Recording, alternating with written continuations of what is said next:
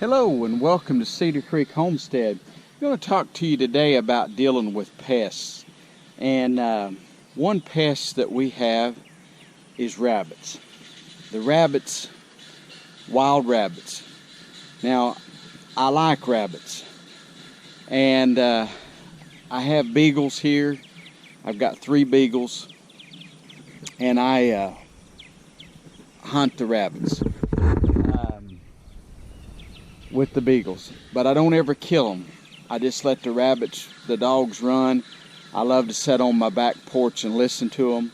I'd actually take the dogs places and maybe kill a rabbit or 2, but I hardly ever have killed rabbits. I just mostly listen to the dogs run. But if I was hungry and needed something to eat, I could kill a rabbit. But I've let the rabbits go around here, and I don't just shoot them or do anything to them, but they're getting so thick that they're eating up my garden. And one of the things I have to do is they love peppers. And I was going to show you these peppers. I keep baskets around my peppers. And I took this chicken wire and put around there.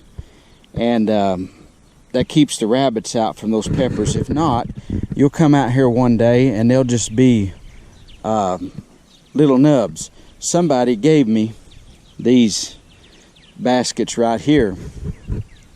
And they're small enough that a rabbit won't go through. They haven't bothered it. Now, this year, I did not do these 2 pepper plants. I just put this panel around here. But evidently, the rabbits think that they're as difficult to get to there because they haven't bothered them. But I want you to look at what they've done to my okra plants. And if you can see that, they have ate all the leaves off. I've kind of got a feeling that my okra is ruined for the season, but that one's putting back a leaf.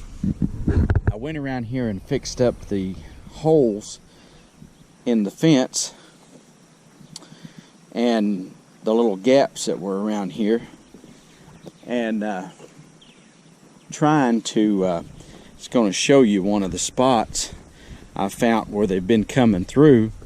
But the other day I seen one in here again, so I haven't got all the gaps fixed. But right underneath here, I took and put that pipe down there and held it with these electric fence steels. Now it's going to show you something. I'm going to put electric fence here around that part of the garden to keep the rabbits away.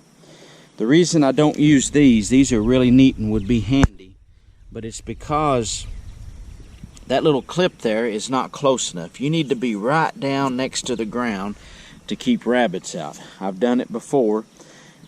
I thought I was able to keep them out of here. I've got these holes patched.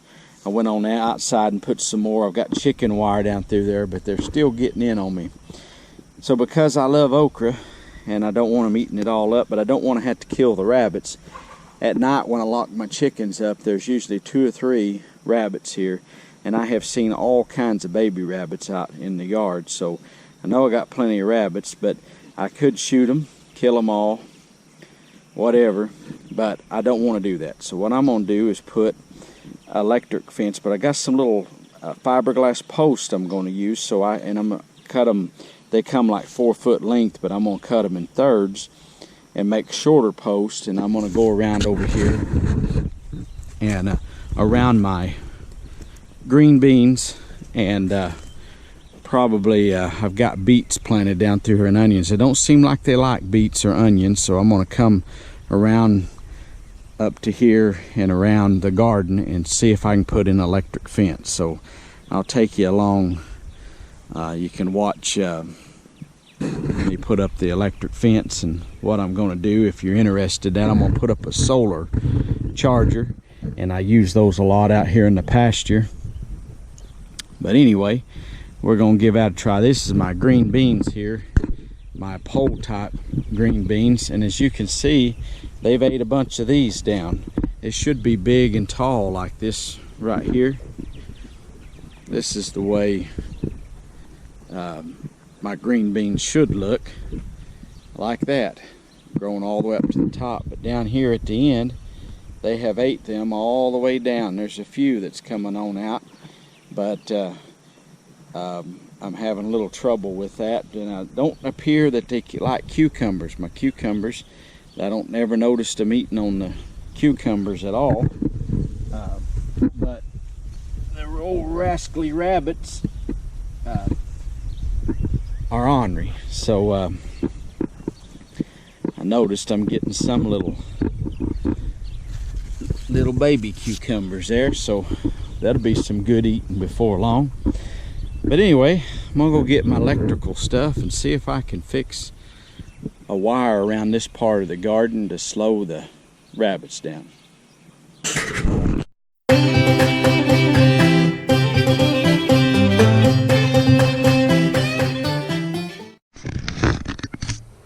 Well, I got these fiberglass posts, and I'm going to cut them in thirds, make 3 posts out of 1. I don't need them really deep in the ground. All I really need is about that much above the ground to put a little insulator on for the rabbits. Now, if you're going to do something for deer or chickens or something else, but all I'm concerned about is the rabbits. These posts are around $2 a piece at Tractor Supply, and that's outrageous. Then you got to buy a little insulator. So I thought, well, I was going to make them in halves. Probably still ought to do that, but I've decided to do it in thirds. So you probably can cut these all different ways. What I got, my Sawzall, I just cut them like that, and I've got 3 different height posts. You can mark it off and be precise, but it's not. We're not talking about brain surgery here. We're just talking about doing what we got to do to get some posts for our electric fence. So I'm going to cut me 3 out of here.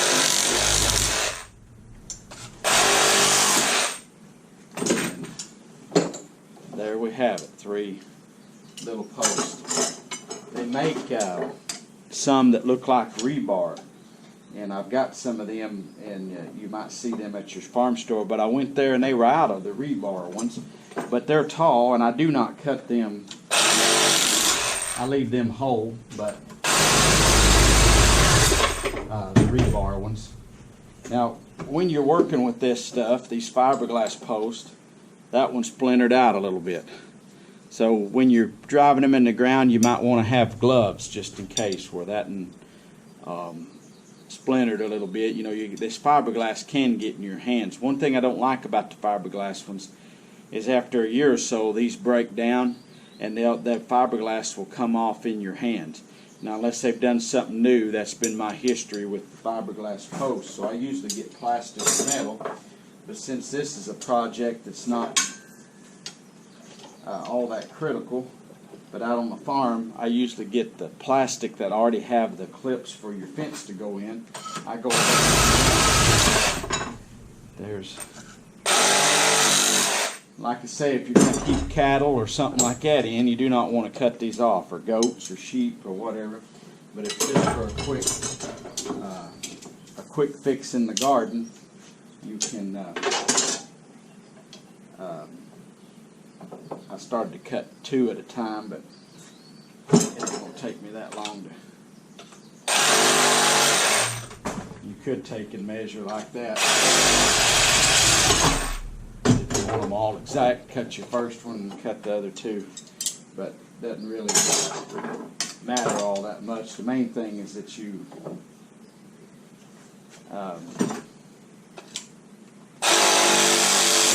have them short, because we're going to put an insulator right on the end, dry the rest of that in the ground. All I'm wanting to do, rabbits like to go under. Now they could jump over there with no trouble. But the only time I have had rabbits jump over something like this is when something's chasing them. For some reason in their mind, they're programmed to go under rather than over. Now deer are a whole different story. Deer will just go right over and or under. It doesn't bother a deer, but a rabbit seems like they stay low to the ground. And that may be because of predators. Rabbits may feel like that they need to stay low to the ground. I don't know. But anyhow, I'm going to cut these. Then we're going to go back out to the garden when I get these finished and put them in the ground and run our electric wire, and I'll show you how I do that.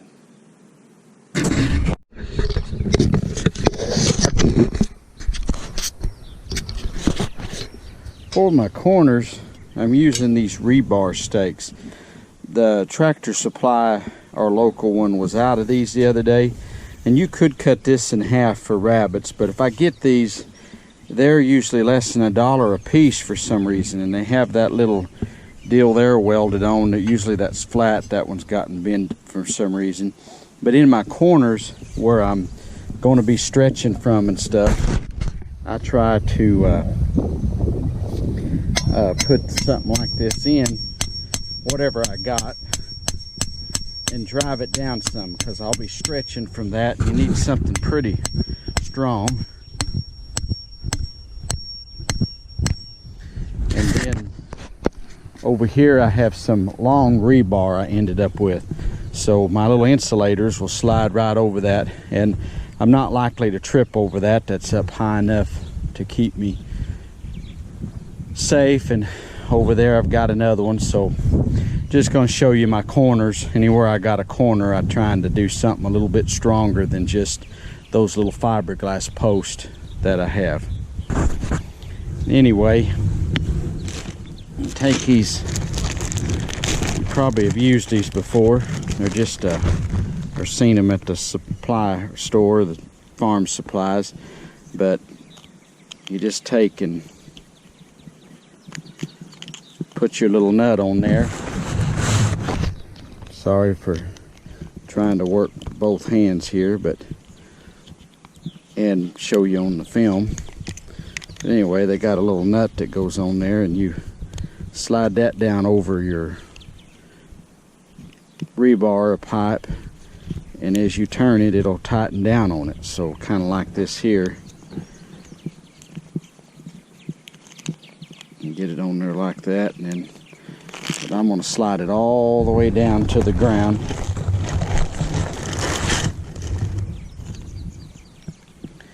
Because for rabbits, you want it something like that for rabbits. Right down here close to the ground, my wire's going to go through that right there and over to my other corner post. And I want it where the little bunny rabbits, when they try to go underneath that, some of them, there's some young ones here too, but I don't want any of them in my garden, but sometimes it's hard to keep them out. Then I can adjust these if I happen to have a, you got to keep your, well, I'm going to put my wire down through here. You got to keep it cleaned out, or your electric fencer will short on you. So now I've gone and laid off the perimeter of my fence, and this right here wire is going to go to my electric fence charger. It'll be up here. The kind I have will mount right up on a post. It'll be clear here where it can get some good sun because it's solar. I'll drive me a ground rod in here in a minute. And so I've got this all the way around the perimeter. Now if you see there, that's laying on the ground, that wire is. I just used old electric fence wire that I rolled up from out here on the farm. So you don't have to use brand new stuff, just whatever you can get a hold of. This here's touching the ground, so I'll have to put a post or two there of those little fiberglass ones that you've seen me cut, and I'll come down through here and put a post or two. You can see this is down. I'm going to put a little gate right here, so when I bring my tiller through this gate, I can come in. The gate will have a little hook on it. I'll show you real quick. Right here is the deal. You run your electric fence wire will go in there, and I'll cut this wire right here, run it through this, tighten this up, and then when I want to come in here with my garden tiller, all I got to do is lift that off and the wire will be down. As long as you hang on that insulated part, you won't get shocked. But if I'm worried about getting shocked, I'll just step over that wire, walk around here to where my charger's going to be, and I'll be fixed up. And the same thing all the way down through here. These posts that are up here is a project I'm working on, these wood posts. So I just put these little insulators on them, little plastic insulators, and they have a screw or a nail. They come with a nail, and I put a screw head. It's a 1/4 inch head, and these are like you put on top of the roof of your home. If you're putting metal on a roof or on the side of a barn or whatever, you can buy these, and it's got that little rubber seal. That rubber seal for me serves as a washer, and it keeps this from breaking. So I screw it in there. I'm gonna put a fence down through here and put a good one that'll keep the rabbits out. Plus I'm gonna have chicken pens on this other side, so I'm gonna put a really good fence. I'm letting these posts set up in concrete right now. So I put this in there. Later I can just come and zip that screw back out, but the screws seem to hold better. And then if you want to take them out, they're so easy to zip right out of there. So I'm using them down through here, and I already had the post, so I didn't have to worry about that part of it. These old pins here used to be old chain link chicken pens. I used to raise pheasants and stuff when I was a boy, about 9 or 10 year old. My dad done some work for a guy and had him build me these chain link pens. I helped the man, but the man supplied the materials. He was a fence builder. He come in and built these old pens, but they've gotten broke down over the years, and I'm gonna take them out and build me some taller pens. So I'm gonna put posts over on the other side here, and this is gonna be one big row of chicken pens and stuff. Like if I got little a hen with babies or whatever, I can put them in here and keep them. So anyway, that's a whole different subject there, but I got this electric wire ran down all the way, and it's not touching the ground. It's right there. But if that little bunny rabbit comes along, the little rabbit comes and he's just a hippy hoppying around, and he hits that, he's gonna go whoo and jump back.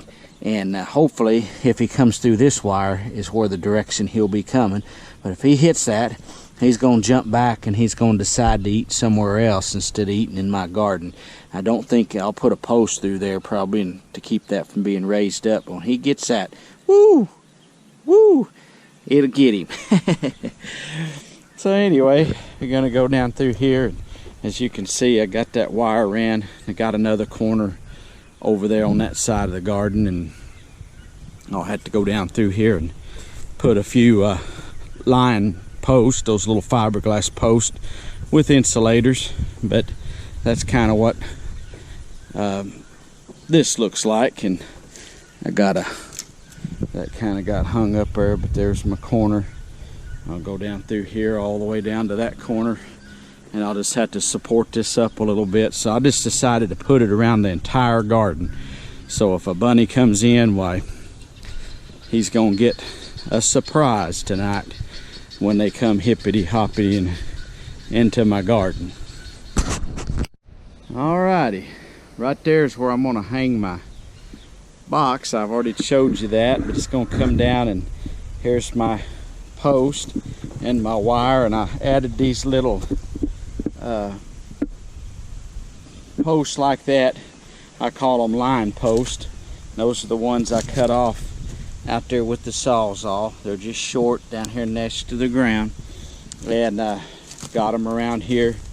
Now if you got little kids or someone, you might want to be careful with them things, but they're not sharp on the end. They're just snubbed off, so they shouldn't be a problem. But anyway, there it goes down there. Got all the way around the whole entire garden. I've got my electric fence. Now I'm gonna go get a charger and post driver so I can drive my ground wire down. Grounding your electric fence is very important, and probably the most important thing to an electric fence is a ground. And what I'll do is take this 8-foot long ground rod, and I'm gonna put a post driver on it like you'd drive a steel fence post with, and I'm gonna drive that as far as I can into the ground, and then I'll hook a ground wire from this ground rod to my electric fence charger. And if you don't have a good ground, they just will not work right. So a lot of times people say, well, my fencer ain't working. It's because you don't have a good ground. If it gets wet, dry in the summer, you can take and put you a little water around this ground rod, or you can drive you 2 or 3 of these. I never do that. I just put one, and I'll just take a 5-gallon bucket of water and slowly pour it around the bottom where it goes in the ground, and that'll seem to help them out. But then I'm going to drive this in the ground. And this one is steel. They make copper clad, copper ones, whatever you want to use. Doesn't seem to make no difference to me on electric fence, but I'm fixing to drive this in the ground and see if we can get our fence going. Alrighty, there's my fence charger. It's a Gallagher, and I've had it out in the pasture, and the birds have took their due on it. For some reason they love to sit on top of those things. But here's the on-off switch. You can see a little light over there. It starts flashing. I hope you can see that there. It's so high in the air it's hard for me to tell. But anyway, I got my ground wire here ran, and I just used this. I buy these old things at yard sales and stuff, old ground lugs and stuff. And anyway, I got it grounded under there, and I just used a bare number 12, strip it on the end with a pair of strippers, and just number 12 single strand wire. I got electrical wire here, so I like to use the green for ground. That stands for ground. And usually I'll use the black for this, but I had enough of that. I just ran it the straight electrical, and then I don't have any breaks in it on the electric fence. Braided wire all the way around this thing, all the way back to here, and it comes back. So when it comes down here, it's got 2 angles shooting that way and this way. If one happens to get shorted out, it won't short my entire fence out that way. It can weaken it, but it won't completely short it out. So that way I don't think that'll happen anyway. But I'm going to turn this thing on, and we're going to see what happens tonight, and let the see if it helps slow the rabbits down a little bit. Hey, thanks for watching about electric fencing, and God bless you, and we'll see you next time here at Cedar Creek Homestead. We're gone.